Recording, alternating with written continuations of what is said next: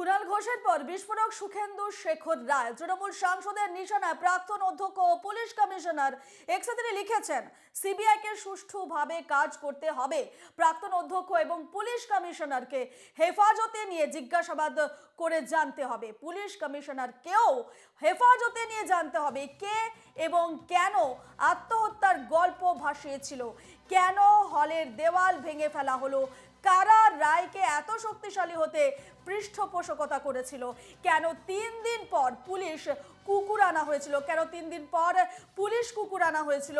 এক্সে তো তৃণমূল সাংসদ সুখেন্দু শেখর রায়ের। কুণাল ঘোষের পর এবারে বিস্ফোরক সুখেন্দু শেখর রায় এক্সপোস্টে বিস্ফোরক দাবি করছেন, বিস্ফোরক অভিযোগ করছেন।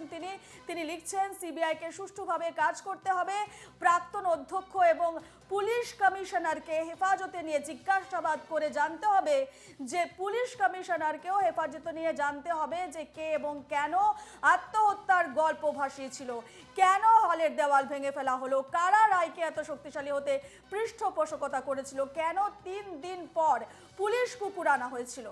এমনটাই এক্সে তোপ তৃণমূল সাংসদ সুখেন্দু শেখর রায়।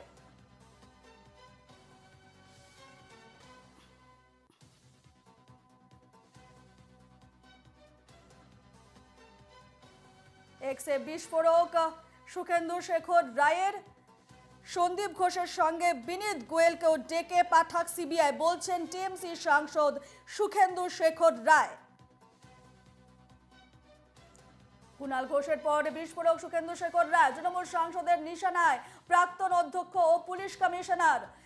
এক্সে তিনি লিখছেন যে প্রাক্তন অধ্যক্ষ এবং পুলিশ কমিশনারকে হেফাজতে নিয়ে জিজ্ঞাসাবাদ করে জানতে হবে, পুলিশ কমিশনারকেও হেফাজতে নিয়ে জানতে হবে যে কে এবং কেন আত্মহত্যার গল্প ভাসিয়েছিল, কেন হলের দেওয়াল ভেঙে ফেলা হলো, কারা রায়কে এত শক্তিশালী হতে পৃষ্ঠপোষকতা করেছিল, কেন 3 দিন পর পুলিশ কুকুর আনা হয়েছিল।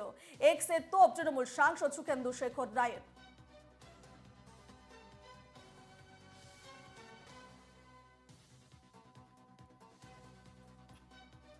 সন্দীপ ঘোষের সঙ্গে বিনীত গোয়েলকেও ডেকে পাঠাক সিবিআই, বলছেন টিএমসি সাংসদ সুখেন্দু শেখর রায়।